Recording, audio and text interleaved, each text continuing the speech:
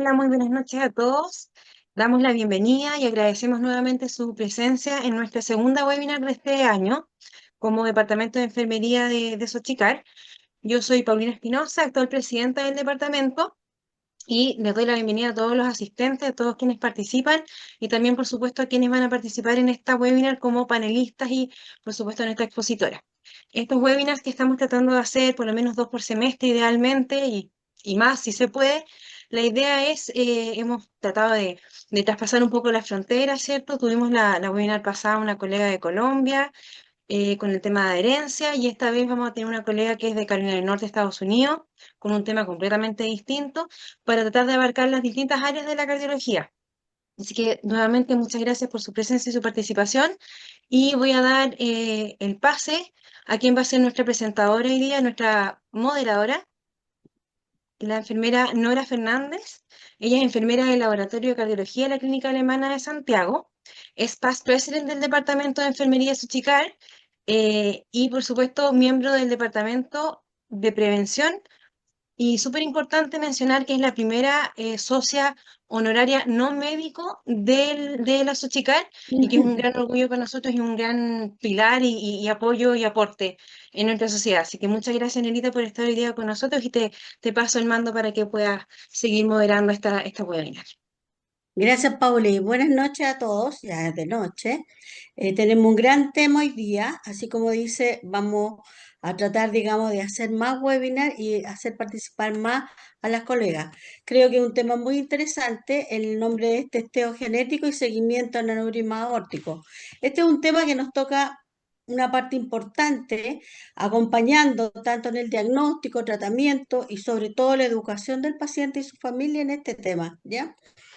Vamos a enriquecer la presentación de Preti, que la presento enseguida, con dos panelistas, dos colegas, dos enfermeros, uno en cada área. José Villa Mella, él es enfermero de intensivo coronario del Hospital Sotero del Río. Y también a nuestro amigo Felipe Díaz, también colega, doctor en epidemiología, profesor investigador de la Facultad de Enfermería de la Universidad Andrés Bello. Quiero que en honor al tiempo y de la presentación y el buen gusto, digamos, de presentar a Preti, bienvenida Preti. Preti es enfermera coordinadora en cardiología del adulto del Sanger Heart and Vascular Institute Kenilworth, ACC, Carolina del Norte, Estados Unidos. ¿Ya? Te cedo, Preti, para que presente el tema y después pasamos a los panelistas. Muchas gracias. ¿No? Muy buenas noches a todos. Mi nombre es Preti Ramírez. Soy enfermera del Centro Aórtico del Instituto de Sanger Heart y Vascular en la ciudad de Charlotte, Carolina del Norte.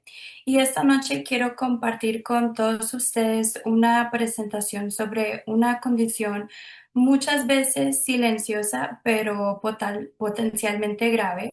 Y estos son los aneurismas aórticos. Vamos a explorar qué son, cómo es que se detectan, quiénes están en riesgo, cómo es que se manejan médica y quirúrgicamente para prevenir complicaciones graves como es la disección o la ruptura, y la importancia de conocer los factores genéticos. Bueno, antes de poder hablar sobre qué es un aneurisma, es importante entender primero cómo es que está formada la aorta. La aorta es la arteria principal del cuerpo que se responsabiliza por llevar sangre oxigenada a todos los órganos y tejidos. Sale directamente del ventrículo izquierdo del corazón y tiene varias secciones. Primero, como se puede apreciar en esta imagen, está la aorta ascendente, luego sigue el arco aórtico. Después es la aorta descendente torácica que baja por el pecho y baja por el diafragma, y finalmente termina con la aorta abdominal y termina dividiéndose en las arterias ilíacas.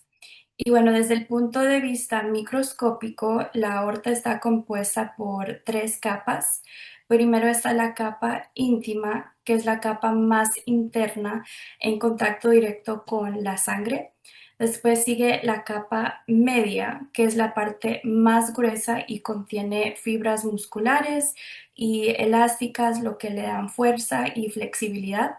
Esta capa es la más crucial porque es donde generalmente se inicia la debilidad que da lugar a un aneurisma.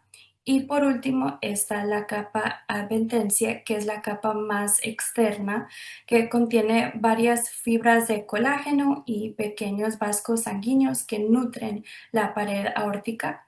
Y son estas tres capas que trabajan juntas para soportar la presión arterial constante de la sangre que sale del corazón. Pero cuando una de estas capas, especialmente la media, se debilita, se puede producir una dilatación anormal y ahí es cuando hablamos de lo que es un aneurisma. Y ahora, bueno, ¿qué es un aneurisma aórtico? Un aneurisma ocurre cuando una parte de la pared de esta arteria se debilita y se dilata.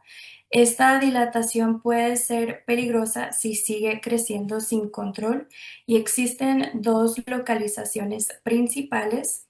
Primero, la más común es en la presencia de un aneurisma torácico, que se puede ver aquí, que es cuando ocurre en la parte superior del tórax, cerca del corazón. Y la segundo lugar más común es en la parte abdominal, que es cuando aparece en la parte inferior del diafragma. Ahora, los aneurismas también se pueden clasificar por su forma.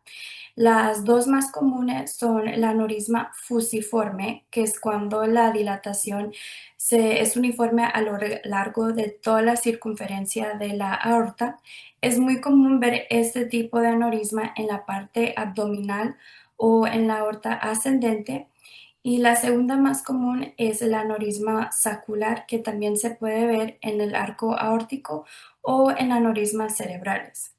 Entre los factores de riesgo existe la hipertensión arterial, el tabaquismo, la edad avanzada, la historia familiar o si pacientes presentan con una válvula aórtica bicúspide. Y bueno, ¿cómo es que se detectan estos aneurismas? La detección de los aneurismas aórticos es aún todavía uno de los mayores desafíos porque muchas veces los aneurismas se descubren por casualidad cuando el paciente se hace estudios por muchas otras razones. Por ejemplo, una tomografía computarizada por dolor abdominal o un ecocardiograma transtorácico por palpitaciones. Pero también se realizan estudios de detección dirigidos a personas con factores de riesgo, como los individuos que tienen historia familiar de aneurisma, especialmente en familiares de primer grado, pacientes con válvulas bicúspides, el uso del tabaquismo crónico en una edad avanzada, entre los 65 a 75 años de edad, dolores inexplicables en el pecho o en la espalda, o si tienen un síndrome genético como es el Marfan, el Loeys-Dietz o el Ehlers-Danlos vascular. Para detectar un aneurisma usamos distintos métodos de imagen dependiendo de la localización y el contexto clínico. La primera prueba que sometemos a nuestros pacientes son un ecocardiograma transtorácico, que es el estudio más usado para evaluar la raíz aórtica y la aorta ascendente. Es no invasivo, es rápido y se usa en seguimiento regular. La segunda prueba más común es el ecocardiograma transesofágico, que nos brinda imágenes más detalladas del arco aórtico y de la porción ascendente, pero se utiliza cuando el ecocardiograma transtorácico no es concluyente o en situaciones un poco más complejas. La tercera prueba que usamos es el angiotomografía computarizada con contraste. Es el estudio más utilizado e ideal para medir aneurismas torácicos y abdominales con más precisión porque nos permite evaluar el tamaño del aneurisma, la forma y si hay una disección presente. Y por último, Otra prueba que usamos es el angioresonancia magnética, que se prefiere para seguimiento en pacientes jóvenes o en síndromes genéticos, ya que no se expone al paciente a mucha radiación y tampoco expone al mucho uso de contraste que puede afectar los riñones a largo plazo. Lo más importante es que la detección oportuna cambia el pronóstico. Si detectamos el aneurisma antes de que alcance un tamaño crítico, podemos tratarlo a tiempo y prevenir complicaciones graves como es la disección o la ruptura. En esta diapositiva me voy a enfocar más en la presencia de una válvula bicúspide y cómo está relacionada con la formación de un aneurisma, ya que una válvula aórtica normalmente está compuesta por 3 valvas, como se puede presenciar en esta imagen. Sin embargo, algunas personas nacen con una válvula aórtica bicúspide, es decir, con solo 2 valvas, como se puede apreciar en esta imagen. Esta es la cardiopatía congénita más común presente en el 1 al 2% de la población y es dos veces más común en los hombres que en las mujeres. Pero lo que realmente nos debe alertar es que entre un tercio y la mitad de estos pacientes llegan a desarrollar un aneurisma de la aorta.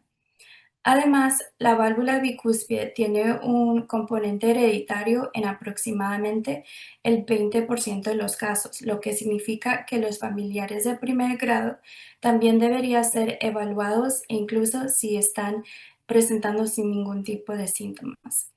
Es por eso que todos los pacientes con una válvula bicúspide deben ser evaluados porque la válvula cambia la dinámica del flujo de sangre, lo cual causa más presión en la aorta ascendente, que con el tiempo esto aumenta el riesgo de un desarrollo en un aneurisma en la aorta torácica, incluso en personas jóvenes. Por eso comenzamos con un ecocardiograma transtorácico, pero para mejor visualización completa de la aorta torácica, especialmente del arco y la aorta descendente, lo ideal es hacer una angiotomografía computarizada o una angioresonancia magnética. Pero según las guías del Colegio Americano de Cardiología y la Asociación Americana del Corazón, si el diámetro de la aorta pasa de 4.5 centímetros, se debe hacer seguimiento cada 6 a 12 meses. Y si llega a medir entre 5.0 a 5.5 centímetros, dependiendo de los factores de riesgo, se puede considerar cirugía preventiva en ese momento. Esto refuerza la necesidad de una vigilancia estructurada y en muchos casos de involucrar el equipo de genética médica para evitar complicaciones e intervenir cuando sea el momento adecuado. Ahora me voy a enfocar más en lo que es la genética y los factores hereditarios que se relacionan con la formación de un aneurisma en ciertos pacientes, ya que no todos los aneurismas son esporádicos. Algunos tienen un fuerte componente hereditario o genético. Cuando hay antecedentes que sugieren un síndrome hereditario, el consejo genético es clave. Por eso siempre es importante preguntar si un familiar ha tenido una disección aórtica, una ruptura de aneurisma o si han tenido una cirugía aórtica a edad temprana. Esto ayuda a la evaluación genética que nos permite identificar variantes en genes como el FBN1, TGFBR1 o el COL3A1, que se ven en los síndromes relacionados con Marfan, Loeys-Dietz o Ehlers-Danlos.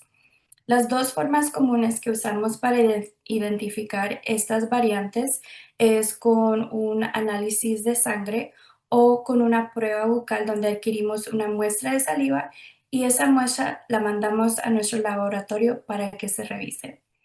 Estos resultados pueden llegar a cambiar completamente el enfoque. La cirugía se puede indicar antes a pesar de las guías internacionales y el seguimiento con imágenes llega a ser un poco más frecuente si regresa una mutación genética.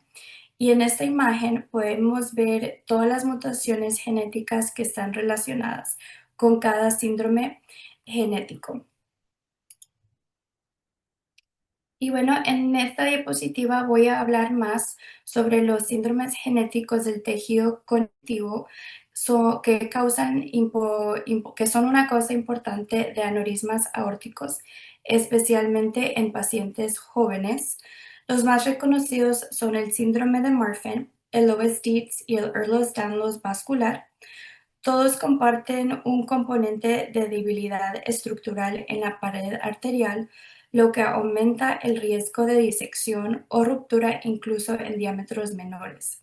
Pero es muy importante que no se confundan con las enfermedades autoinmunes del tejido conectivo, como es el lupus o la artritis reumatoide, porque estas también pueden llegar a tener un impacto en la válvula aórtica o en la aorta, pero su mecanismo es un poco diferente, ya que es una inflamación vascular crónica y en cambio estos síndromes son una mutación genética directamente. Ahora que hemos hablado en general de los síndromes genéticos del tejido conectivo y su asociación con las aneurismas aórticas, vamos a revisar cada uno de ellos con un poco más de detalle. En esta tabla los verán organizados por su nombre, por su mutación genética, sus características clínicas, el tipo de seguimiento que se requieren y cuándo es que se considera la cirugía. Y vamos a comenzar con el síndrome de Marfan. Lo que más caracteriza este síndrome es su mutación genética, que es el FBN1. Los pacientes presentan con características de extremidades largas, escoliosis, pectus escabutum, miopía severa y la dilatación de la raíz aórtica. Esta característica es la más importante y es la que es un poco o diferencia a las demás, a las otras dos. Para el seguimiento que le practicamos a nuestros pacientes es que se sometan a ecocardiogramas transtorácicos anualmente para poder vigilar más de cerca a la dilatación de esa raíz aórtica. La cirugía es recomendada a partir de 5.0 centímetros o antes si se ve que hay un crecimiento acelerado, lo que sería más de 0.5 centímetros en menos de un año, o si estos pacientes tienen antecedentes familiares de disección. El segundo síndrome es el Loeys-Dietz, que tiene su mutación genética de TGFBR1 o TGFBR2. Los pacientes presentan con hipertelorismo, que se conoce como los ojos separados, úvula bífida, tienen las arterias muy tortuosas o aneurismas en múltiples vasos.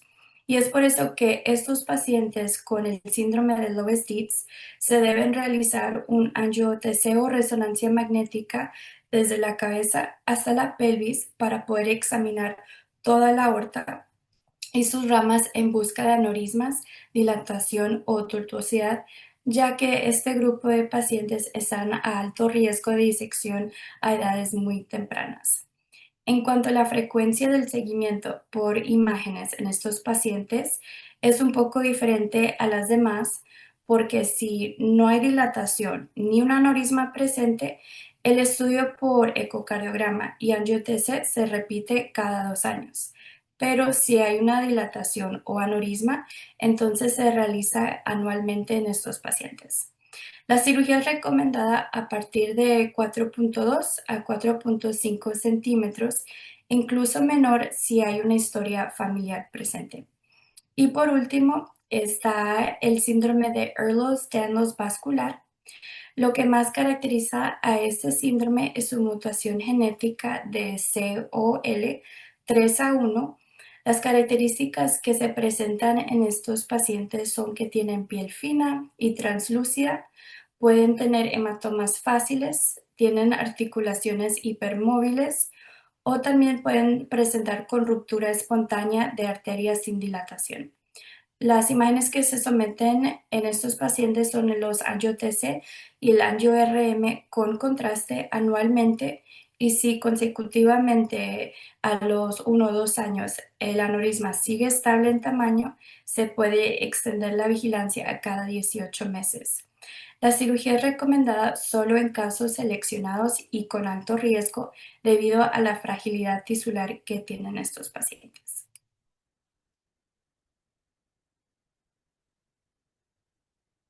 En esta diapositiva pueden ver imágenes que caracterizan cada uno de estos síndromes genéticos del tejido conectivo. A la izquierda se puede ver el Marfan y aquí observamos las extremidades largas, el tórax prominente, el pie plano, el paladar alto y la miopía severa. En el centro podemos ver el Loeys Dietz, donde se notan los rasgos faciales como los ojos separados, la úvula bífida, la tortuosidad arterial y la piel fina. Y a la derecha, en el Ehlers-Danlos vascular, se destaca la hipermovilidad articular, la piel muy elástica y la tendencia a los moretones o hematomas espontáneos. Estas manifestaciones externas, aunque no siempre presentes en todos los pacientes, pueden ofrecernos pistas clínicas que deben motivar el cribado genético y el seguimiento cardiovascular apropiado. Y una vez que se diagnostica un aneurisma, el siguiente paso es decidir cómo manejarlos. Y algo muy importante que debemos saber es que no todos los aneurismas necesitan cirugía de inmediata. Muchos de ellos, si se detectan a tiempo y no han alcanzado un tamaño peligroso, se pueden controlar médicamente. El tratamiento médico tiene como objetivo principal en disminuir el estrés sobre la pared de la aorta para evitar que el aneurisma siga creciendo o peor, que haya una disección. Entre las medidas más importantes está el control estricto de la presión arterial. Cuanto más alta está la presión, más fuerza hace la sangre contra la pared. Por eso usamos medicamentos como los beta bloqueadores, que son como el carvedilol o el metoprolol. Estos ayudan a disminuir la frecuencia cardíaca y la fuerza de la contracción del corazón. También usamos los medicamentos como los ARBs, que es el losartán, valsartán y bersartán. Este grupo de medicamentos son especialmente útiles en pacientes con el síndrome de Marfan porque además de bajar la presión, pueden ayudar a reducir la degradación del tejido conectivo de la aorta. La meta general de presión arterial es mantenerla por debajo de 130/80. Sin embargo, en pacientes jóvenes o en aquellos con un alto riesgo de disección, como los que tienen síndromes genéticos o historia de familiar fuerte, se recomienda una meta aún más baja, que sería por debajo de 120/75. Esto ayuda a reducir la tensión sobre la pared de la aorta y retrasar el crecimiento del aneurisma. Además del control estricto de la presión arterial, en muchos pacientes con aneurismas aórticos se considera el uso de las estatinas y la aspirina, especialmente si tienen factores de riesgo cardiovascular o una enfermedad aterosclerótica asociada. Las estatinas nos ayudan a reducir la inflamación de la pared aórtica, mejoran la función endotelial y disminuyen la progresión del daño vascular asociado con la aterosclerosis. Mientras que la aspirina nos ayuda a baja dosis para reducir el riesgo de eventos trombóticos, como es el infarto o embolias, que pueden ocurrir en pacientes con aneurismas. Por eso, en muchos pacientes que han tenido una disección previa, estas terapias se consideran parte clave del manejo médico para prevenir futuras complicaciones. En resumen, tanto las estatinas como la aspirina no curan un aneurisma, pero pueden ser herramientas útiles en el manejo médico, ayudando a reducir riesgos cardiovasculares y posiblemente retardar la progresión del aneurisma. Además del tratamiento farmacológico, también hay recomendaciones al estilo de vida que son igual de importantes. Se recomienda evitar el ejercicio de alta intensidad o levantar demasiado peso porque estos esfuerzos elevan la presión dentro de la aorta. Y esto es peligroso en personas que ya tienen una pared aórtica debilitada. En lugar de eso, todavía se recomienda que hagan una actividad, pero una actividad moderada, como es el caminar, nadar o hacer ejercicios como yoga o pilates. Otra recomendación fundamental es el no fumar porque el tabaco debilita las arterias, favorece la inflamación en el cuerpo y acelera la progresión de los aneurismas. Y claro, llevar una alimentación saludable, baja en sal y grasas saturadas, ayuda a controlar tanto la presión arterial como los niveles de colesterol. Pero también es muy importante de evitar un grupo específico de medicamentos en los pacientes con un aneurisma, y esto es el uso de los antibióticos fluoroquinolonas, como es el ciprofloxacino o el levofloxacino. Estudios recientes han mostrado que este grupo de antibióticos puede debilitar la pared arterial, acelerar la progresión del aneurisma e incluso precipitar la disección o una ruptura. Ahora, en los síntomas de alarmas que tenemos que estar pendiente en estos pacientes, los voy a detallar más en esta diapositiva, ya que una de las razones por la que los aneurismas pueden llegar a ser tan peligrosos es que la mayoría de los aneurismas no producen síntomas hasta que están muy avanzados o complicados. Sin embargo, sí hay señales que nos deben de alertar. En los aneurismas torácicos, el paciente puede presentar con un dolor opresivo o punzante en el pecho o en la espalda. Pueden decir que tienen dificultad para tragar o tienen una sensación de presión si hay una compresión esofágica. En los aneurismas abdominales, los síntomas pueden incluir un dolor profundo o constante en el abdomen o en la espalda baja. También hasta se puede sentir un pulso palpable en el abdomen, que en muchos casos también se puede hasta ver exteriormente. Y si hay ruptura o disección, los síntomas aparecen de forma repentina. Los pacientes pueden presentar con un dolor desgarrador, irradiarse a la espalda o al cuello.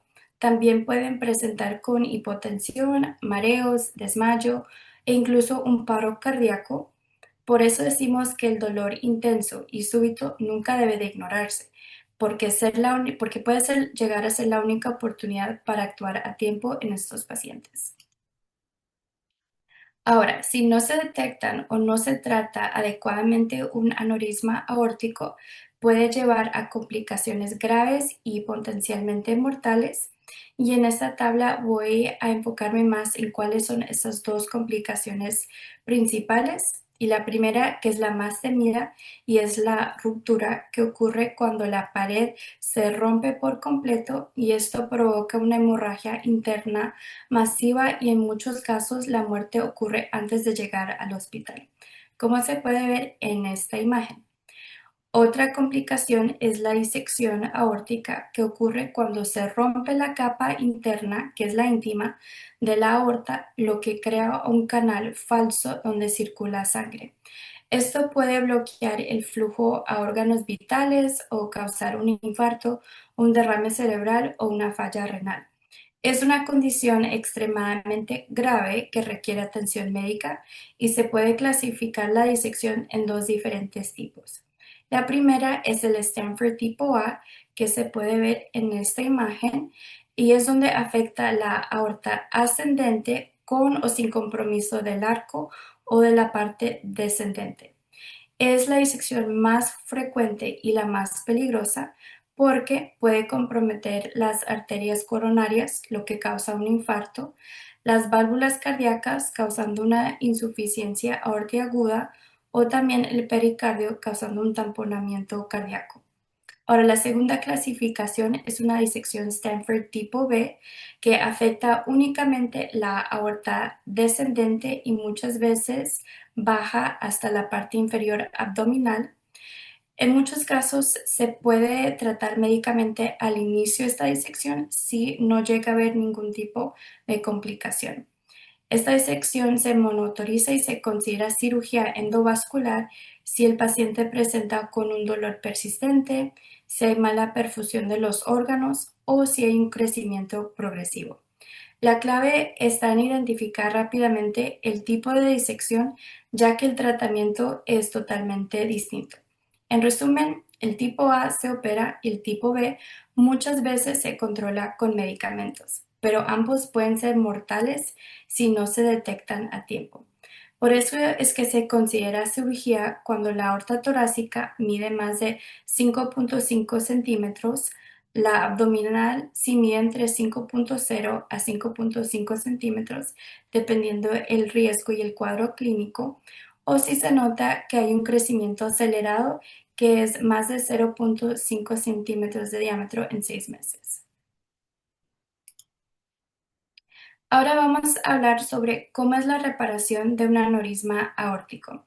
En estas imágenes podemos ver cómo se realiza el reemplazo abierto de una porción de la aorta. Primero, el cirujano reseca el segmento dilatado de la aorta y lo reemplaza con un injerto sintético, normalmente hecho de Dacron. Si también hay una válvula dañada, como en pacientes con una válvula bicúspide, se reemplaza al mismo tiempo con una prótesis valvular. Esto se conoce como la cirugía de Bentall, cuando se reemplaza la raíz aórtica y la válvula. Para los aneurismas abdominales hay una opción menos invasiva llamada reparación endovascular o EVAR, que se puede ver en estas dos imágenes, donde se introduce una malla de metal por la arteria femoral y se despliega dentro del aneurisma, reforzando la pared desde el interior. Ambas técnicas tienen sus indicaciones específicas y la decisión depende del tipo de aneurisma, la edad del paciente y cuáles son los riesgos quirúrgicos. Después de una cirugía tan extensiva, los pacientes necesitan seguimiento a largo plazo con imágenes, control estricto de la presión y cambios a su estilo de vida. Es por eso que son referidos a un centro aórtico especializado que está compuesto por un cardiólogo o médico vascular, un cirujano y un consejero genético. Es este enfoque estructurado después de una cirugía tan extensiva que lo que ayuda a reducir las complicaciones quirúrgicas, mejora la gerencia y el seguimiento y fortalece la confianza del paciente en su tratamiento a largo plazo. Ahora vemos un caso clínico para poder ilustrar mejor todo lo que hemos aprendido hasta ahora.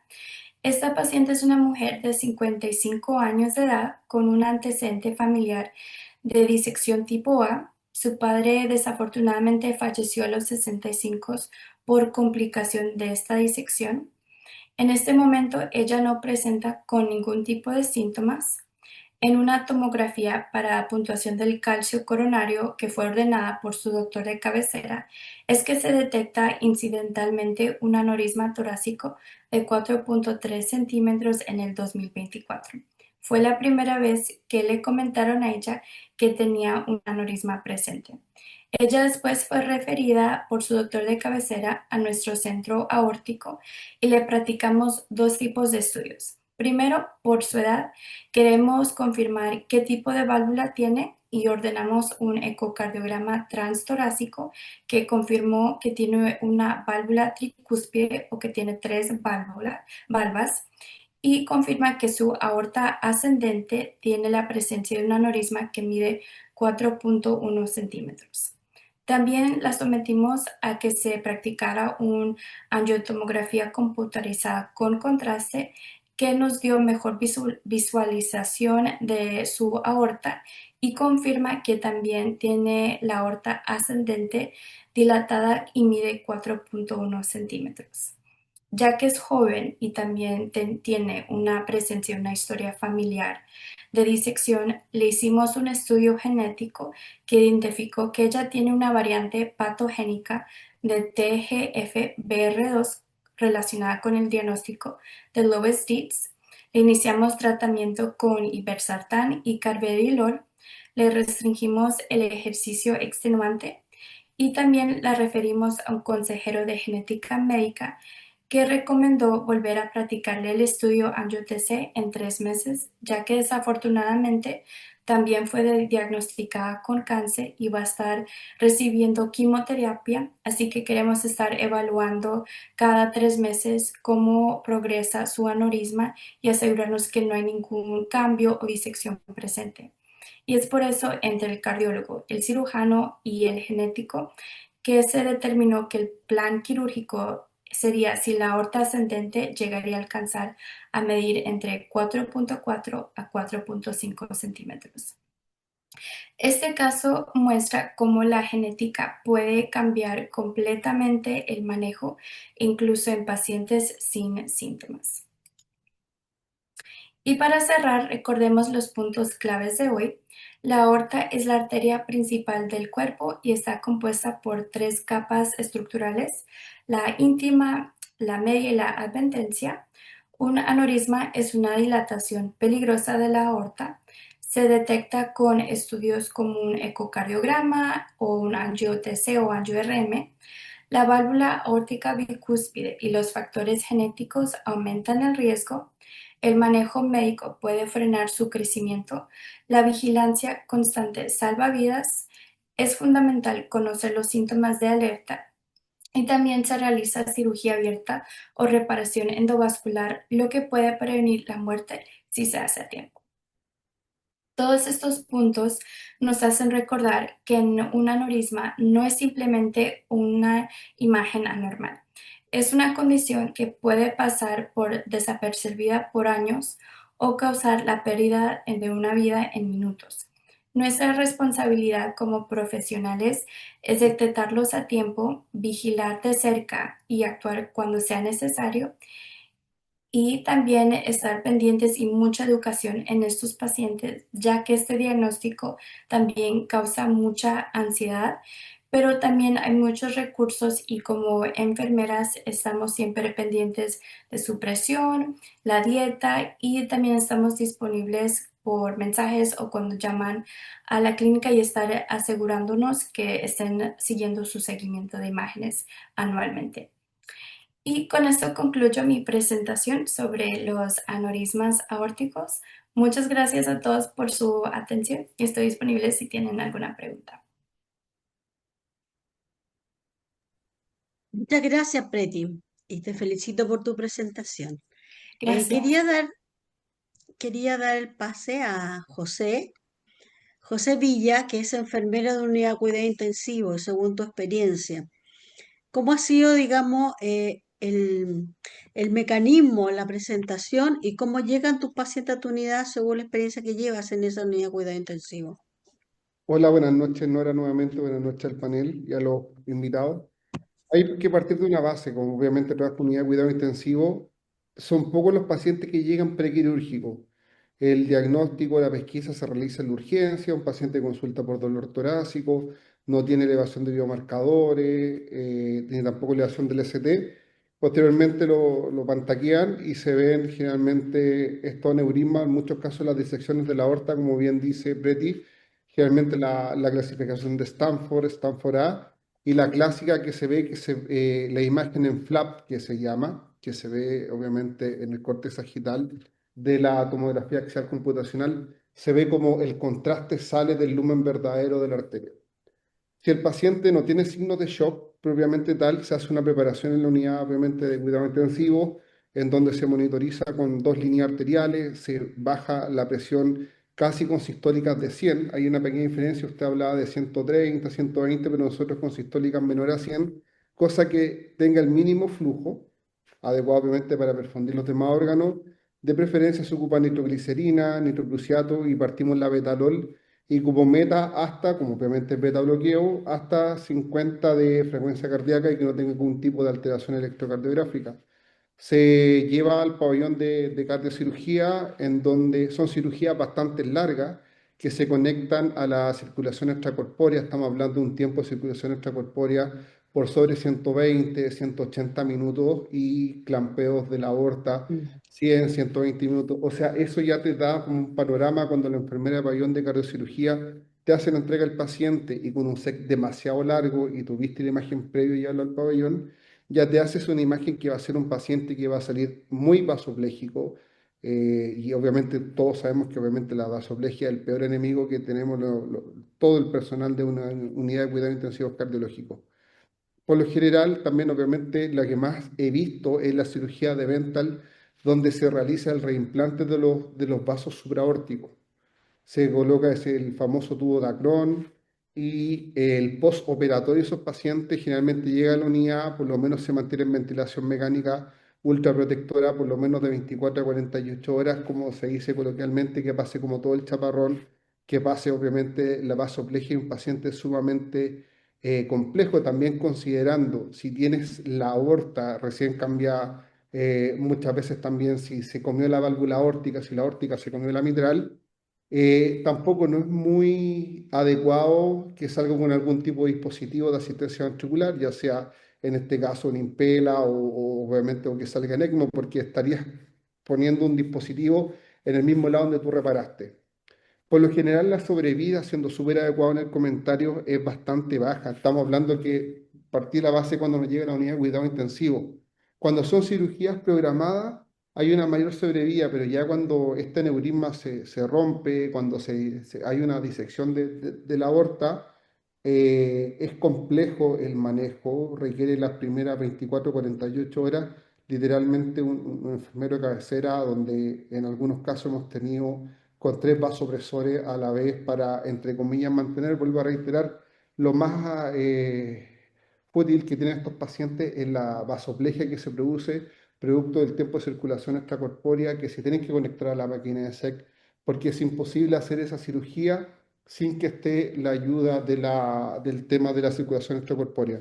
También hemos tenido cirugías endovasculares que lo hacen los cirujanos vasculares, como modo introductorio en la UCI Cardio del Sotero del Río, nosotros recibimos pacientes de hemodinamia, vascular, todo lo referente a vasos y corazón nos llega a nuestra unidad.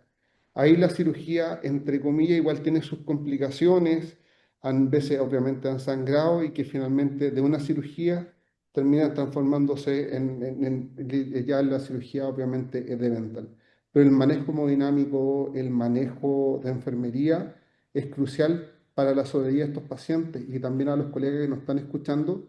Nosotros no somos médicos, pero es sumamente importante que también tengamos conocimientos básicos de cómo visualizar, qué sé yo, a lo mejor una tomografía axial computacional, que tengamos un manejo muy básico a nivel de enfermería de una ecocardiografía, porque también es un factor súper importante, es como la fracción de eyección del ventrículo izquierdo que queda por toda esta tremenda cirugía que le hicieron, porque si tienes un paciente de tremenda cirugía y tiene una fracción de eyección, qué sé yo, del 40%, el 30%, es súper, ahí se va complejizando más el manejo de estos pacientes.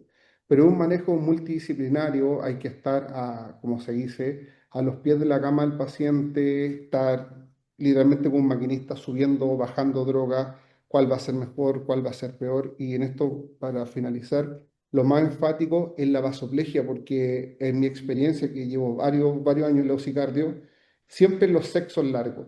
Y obviamente, si algún colega está escuchando, si se enfrenta, va a ser su primer paciente que va a recibir de una cirugía, de una disección de la aorta, un aneurisma aórtico, un SEC superior a 160 minutos, 180 minutos, obviamente me quiero equivocar, pero yo hablo de la práctica, va a tener un montón de complicaciones, sobre todo con el tema de la vasoplegia, que finalmente a los pacientes, en algunos casos, hasta tenemos que administrarle azul de metileno, porque igual el óxido nítrico tiene bastante que ver y te produce bastante vasoplegia. Eso podría complementar a lo que dice la presentación que hizo Preti. Muchas gracias, José.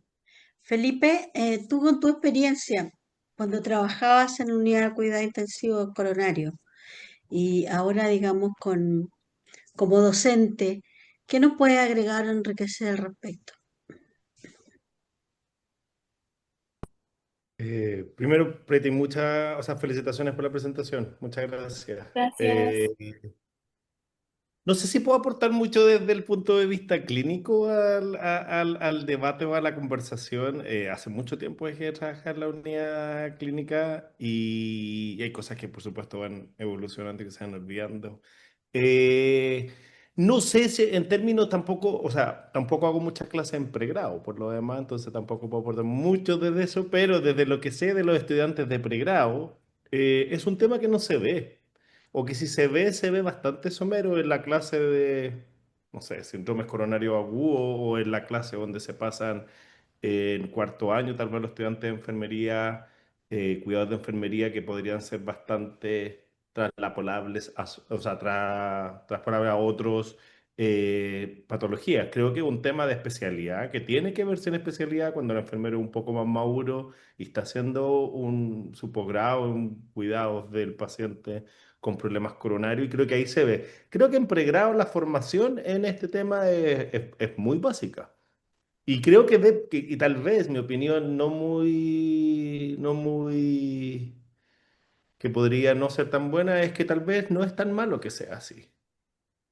Si son unidades de cuidado especializados donde llegan estos pacientes, tienen que haber enfermeros altamente preparados y con una preparación que la podría dar no el pregrado, sino que tal vez el posgrado. Eh, eso.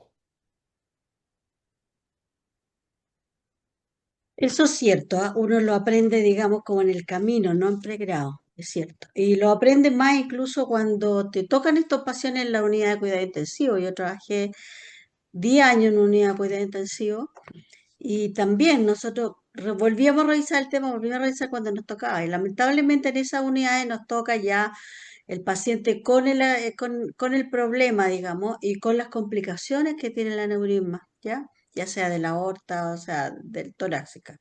Así que sí, uno lo aprende después, en los posgrados. En relación a esto, Preti, yo te quería preguntar, en el diagnóstico que tú precisabas, los síntomas que tienes, ¿hay algún diagnóstico, digamos, que puede confundir o se puede, digamos, un diagnóstico diferencial, por decirlo así, o que oscurece, digamos, el diagnóstico preciso?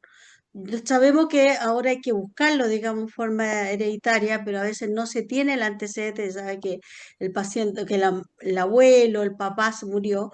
¿Qué síntomas, digamos, pueden confundir en el diagnóstico inicial?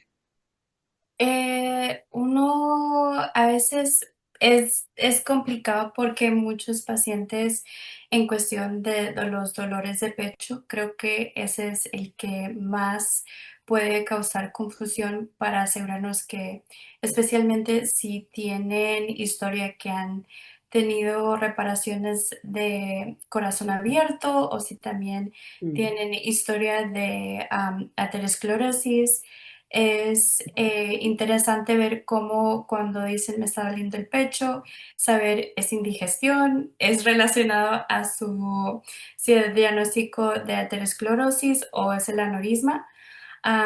Ese es uno de los casos un poco como hasta yo como enfermera que trabajo en este centro aórtico, cuando un paciente llama que tienen dolores de pecho, es saber preguntar ciertas preguntas es constante, es cuando te ejercitas, es después de la comida, cuando empezó, tienes dolor.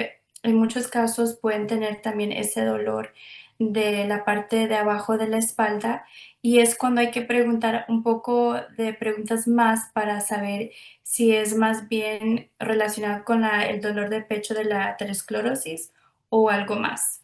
Entonces, ese sería uno de los síntomas más frecuentes que escucho y me toca a mí saber, ok, hay que preguntar un poco más para ver qué es lo que puede estar ocurriendo.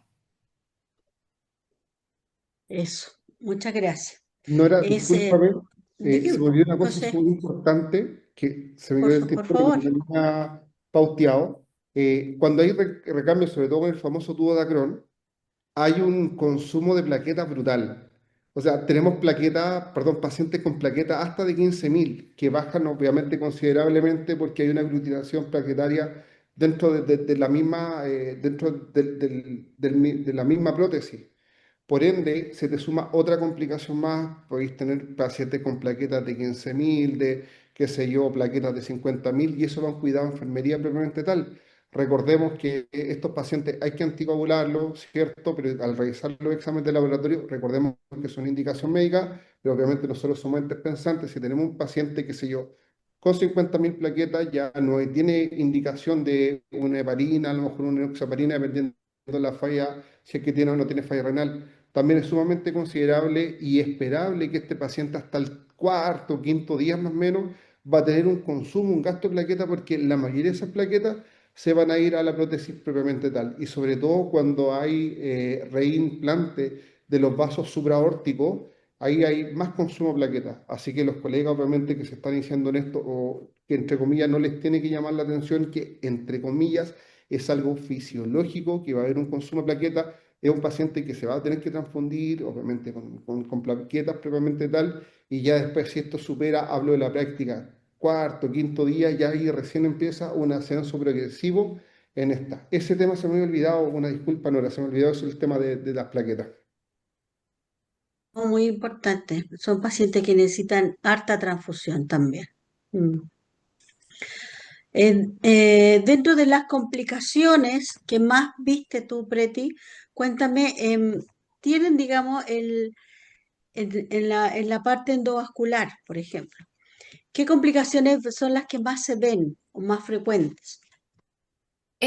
Una que puedo recordar muy común, este tema lo he visto más en la parte clínica, así que muchas veces después de estos pacientes que se hacen este tratamiento, vienen a la clínica, visitan al cirujano vascular como tratamiento, seguimiento ya, digamos, al primero o a los 3 meses después del procedimiento.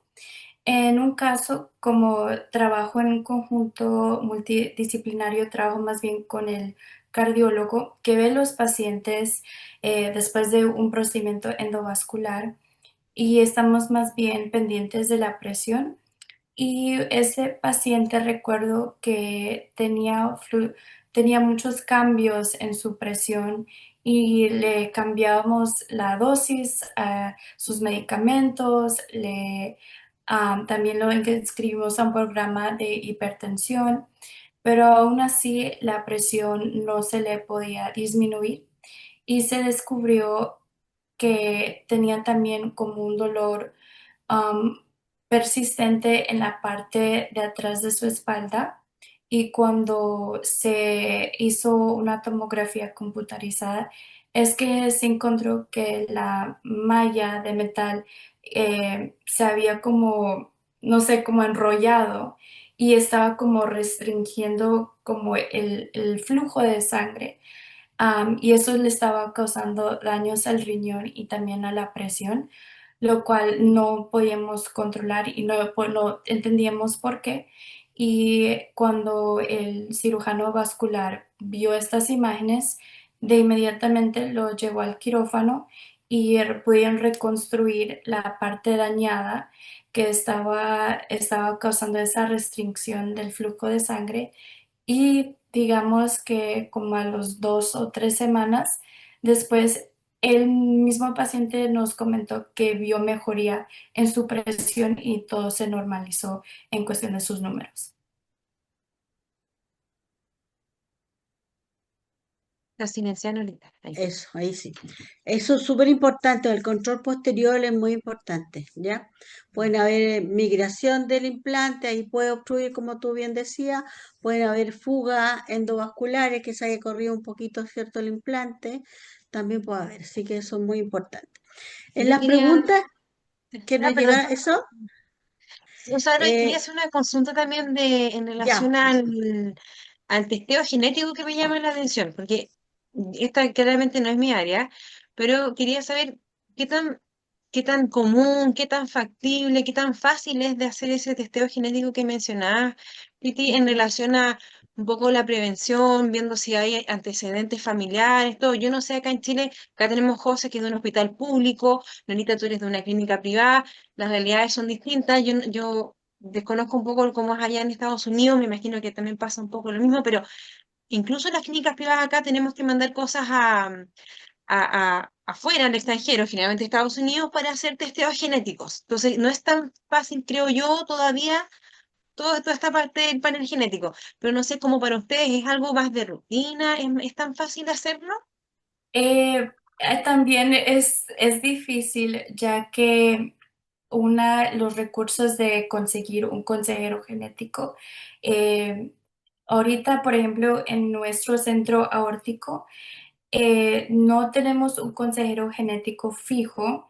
En el último año pudimos conseguir una consejera que trabaja más bien en la pediatría, pero ya que se creó este centro aórtico y se vio que es importante involucrar al consejo genético para hacer este tipo de evaluaciones y exámenes, es cuando ella se unió a nuestro equipo, pero aún así tenemos dificultad en cuestión que ya que se está expandiendo este centro y cada vez que un paciente es joven o mencionan que no saben mucho de su historia de sus familiares, murieron por causas cardíacas que no tienen explicación o tienen una presencia de la mamá o de la abuela que tuvieron un aneurisma o que tuvieron cirugía, automáticamente hacemos el referido, pero sí hemos tenido que,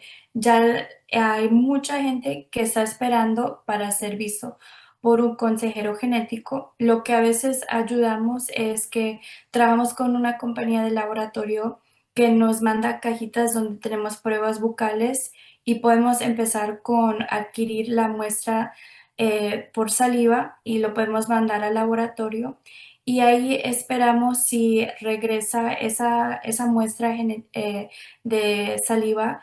El laboratorio está mirando si hay cualquiera de esas mutaciones genéticas, normalmente son 27 más comunes de las variantes. Y mientras que esperamos los análisis, si es que llega que hay una variante en muchos casos donde no es concreto y es cuando ya se decide mandarlo automáticamente a que hable con un consejero genético o si es positivo, automáticamente es un referido, pero en muchos casos puede salir negativo y ahí es cuando ya no, en verdad no los referimos a un consejero, pero esto no cambia cómo es que se maneja médicamente y también con qué tan frecuente no hacemos las imágenes. Pero sí hemos tenido un poco de dificultad por el alcance de tantas personas que ya estamos refiriendo y no hay suficientes consejeros genéticos disponibles. Gracias, Preti. José, ¿cómo es la realidad y el alcance para estudios genéticos en tu centro, en el Sotero del Río? Verdad, cero. Así es. Yo puedo decir, digamos, que sí, se puede hacer, pero la mayoría de las muestras se mandan a Estados Unidos, ¿ya? Y hay consejeros genéticos, pero los exámenes se mandan allá. Yo no sé precisamente este, pero también yo creo que esos estudios los he visto que se mandan a Estados Unidos, ¿ah? Así que también en los centros privados pasa eso. ¿Alguna pregunta que quieran hacer Pues antes de solo pasar acotar a al eso que tema aquí? me parece que siempre las cosas que tienen que ver con genética o más tecnológicas producen esta brecha importante Mm, en la salud pública. La gente que tiene más recursos o los centros que tienen más recursos básicamente son capaces de hacer testeo, de hacer una especie ujú, como de screening si tú tenés factores de riesgo y básicamente poder antecederte, o sea, poder adelantarse ya sea al manejo o al diagnóstico, pero si bien son adelantos importantes, producen más inequidad en términos de salud, porque el paciente que se atiende en el hospital público jamás va a poder acceder a un tipo de screening y saber si a los 50 años, a los 45 años va a producir. Y no pasa solo con esto, ojo, pasa con todas las nuevas terapias relacionadas con sí, Alzheimer o con otras donde básicamente haciéndote un test genético puedes descubrir si tenés las mutaciones que podrían hacerte más preponderante tener esto. Entonces... Es sí. complejo y es difícil. Sí, pues ya estas enfermedades, pero el antecedente hereditario, el antecedente, digamos, de los síntomas, hay que centrarse en eso, en lo que tenemos, porque de verdad que estamos lejos de hacer estos testeos. Ya para arritmia también, alteraciones electrocardiográficas que son severas, también nos cuesta un poco. Aquí tengo una pregunta que hace José Gregorio Rodríguez. Dice, ¿la forma de medir la aorta por ultrasonido que tenga mejor correlación con la tomografía axial computada?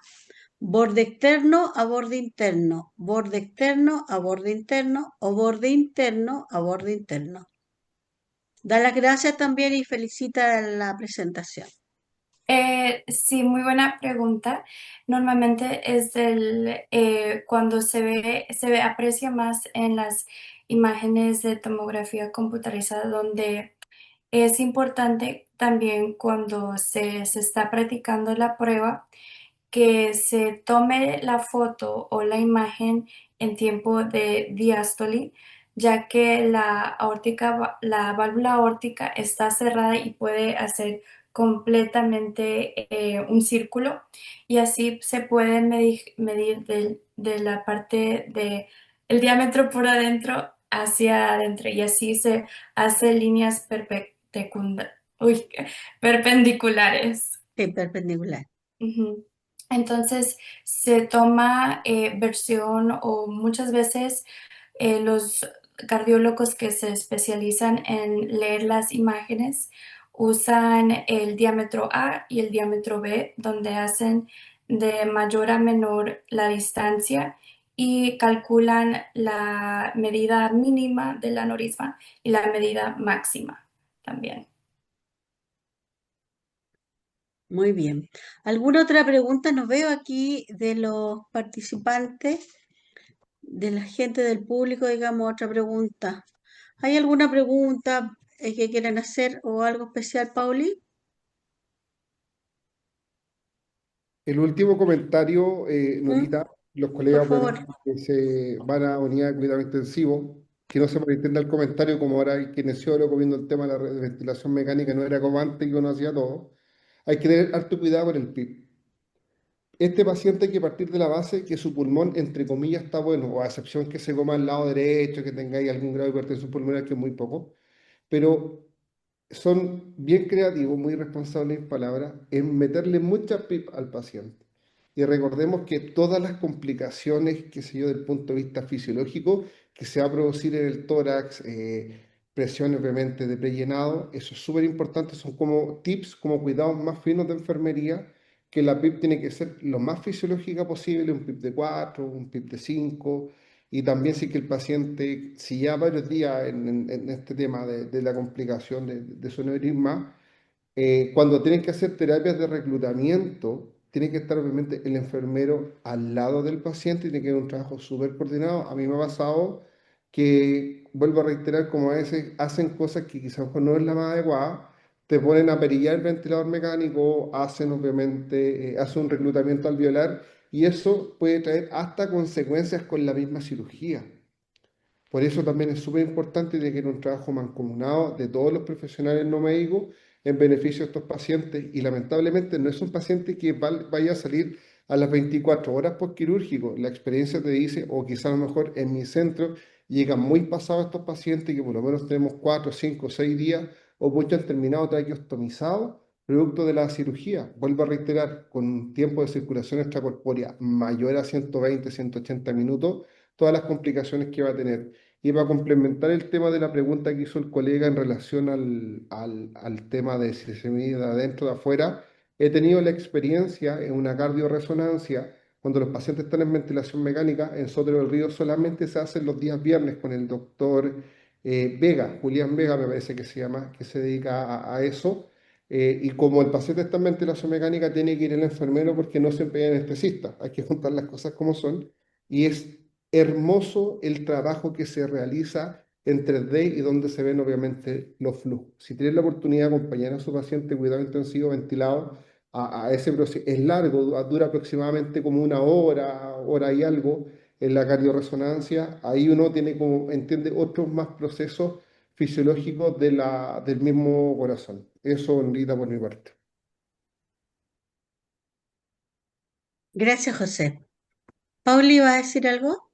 Sí, solamente, bueno, ya estamos casi, yo creo que ya estamos en el tiempo de la horita de nuestra webinar.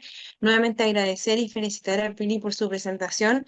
Es un tema, si bien súper específico, creo que todos los que trabajamos en cardio es importante tener conocimiento de esto, ver cómo podemos especializarnos. Y un comentario que hizo Felipe que me parece súper bueno, me voy a agarrar un poco de ahí, de lo que dices tú de la especialización o que del pregrado a lo mejor no se ve tanto, sino que se tiene que ver en una especialidad, digamos, de cardiología. eh,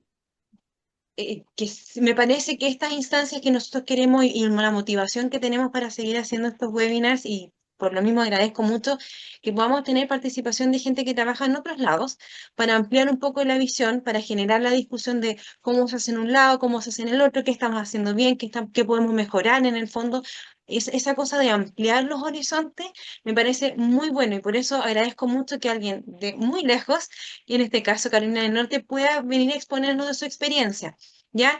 Y el tema de la especialización en enfermería es un tema que está bien en boga, que lo estamos trabajando harto en las sociedades científicas y que de hecho es lo que viene en el próximo webinar. Entonces, por eso digo que me agarro, me engancho un poco en lo que dice Felipe, Eso. porque el próximo que vamos a tener en el segundo semestre nos va a hablar la colega que si bien es de oncología, que algo puede relacionarse con cardio, ¿cierto? De la Mm, cardio-oncología, pero no va dirigido hacia allá el tema, sino que va dirigido a lo que ellos lograron, que es la especialización, primera especialización en enfermería. Porque acá, a diferencia de lo que pasa en Estados Unidos, que tienen varios como grados distintos de enfermería y se van especializando y van logrando como una carrera, no sé si llama la carrera funcionaria, pero van logrando especializarse dentro de la enfermería. Acá lo hacemos un poco quienes quieren hacerlo por el gusto de hacerlo y trabajar en ciertas unidades, pero no es un requisito. ¿Ya? Sobre todo en la salud pública, no es un requisito estar especializado para trabajar en una unidad, por así ejemplo, de es. intensivo, de cardiología, cosa que sería muy bueno, porque en el fondo nos da más base a nosotros como enfermeros, profesionales de enfermería, y por otro lado, la atención del paciente, por supuesto que se va a ver beneficiada. Así que eso, no sé, Norita, si quiere cerrar esto, solamente agradecer la participación de todos ustedes por el compromiso y todo siempre de estar acá presentes, y por supuesto por los asistentes que todavía permanecen con nosotros en línea, y espero que les haya gustado la temática. Estamos abiertos también a que nos den sus opiniones y sugerencias, y si alguien quiere presentar, y por supuesto, bienvenido sea. Dar las gracias a Preti, a Felipe, a José por su participación, por el tiempo, digamos. Y lo más importante y que es para todas partes, digamos, es la educación. Pero la verdad la familia a veces no sabe, los doctores explican cosas muy técnicas y uno está ahí, digamos, para traducir un poco, o bajar y educar, digamos, y sacar de todas las dudas a los familiares, ¿ya? Gracias, Preti, Felipe, gracias por tu apoyo, Pauli y José, ¿ya? Chao, gracias. Buen día. Gracias. Esperamos verte, Preti, vamos a hacer lo posible, ¿cierto, Pauli? Gracias.